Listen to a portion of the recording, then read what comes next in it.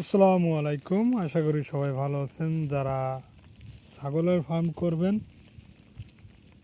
কোন কোনটা দিয়ে শুরু করবেন এখনও বুঝতে পারতেছেন না বা ভাবতেছেন, আমি বলবো ব্ল্যাক বেঙ্গল দিয়ে যারা ছাগলের ফার্ম করবেন, নতুন যারা, তাদের প্রথমেই বলবো ব্ল্যাক বেঙ্গল দিয়ে শুরু করাই ভালো। এই দেখুন, ব্ল্যাক বেঙ্গল পালা সুবিধা কেন সুবিধাজনক, এদের রোগ বেলায় কম হয়, এদের বৃষ্টি লাগলেও কিছু না। ওই দেখেন কিন্তু বৃষ্টি হচ্ছে, বৃষ্টি হওয়ার পরেও ছাগলগুলো খাচ্ছে। দেখুন বৃষ্টি হচ্ছে কিন্তু ওই যে দেখা যাচ্ছে।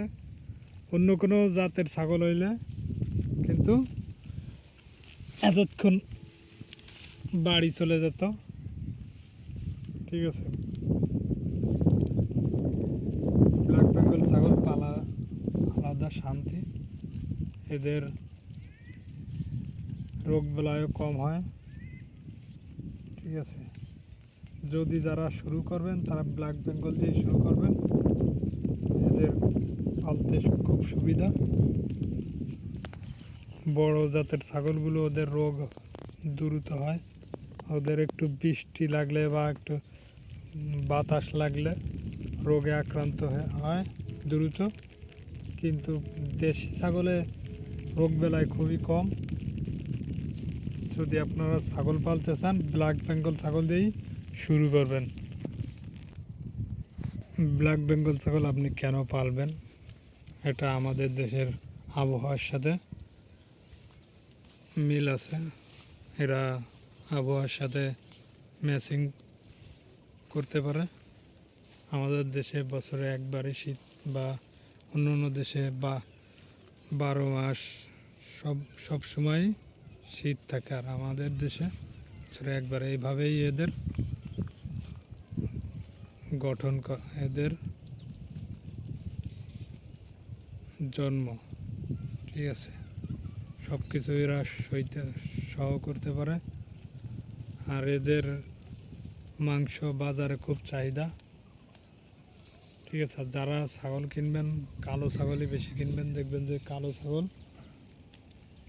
বাজারে চাহিদা বেশি। আমি এতদিন ছাগল পেলে যা বাজার বিক্রি করে যা বুঝলাম, কালো ছাগলটাই সব জায়গায় চাহিদা বেশি। তাই বলবো খামারি ভাইদের যে কালো ছাগলটা একটু বেশি করতে, পালার চেষ্টা করবেন। এরা বাজারে খুব চাহিদা। আর সব সময় চেষ্টা করবেন যে দেশি ব্ল্যাক বেঙ্গল ছাগল দিয়ে চাষ করা। এদের রোগ বেলায় কম হয়। এরা সব সময়, এই দেখেন বৃষ্টির ভিতরে খাবে, সমস্যা নেই, এরা সব সময় খাইতে পারে। আর বিদেশি ছাগল, বড় জাতের ছাগল, এরা বৃষ্টি লাগলেই এদের হয়তো ঠান্ডা লাগবে, সর্দি হবে, অসুখ হবে।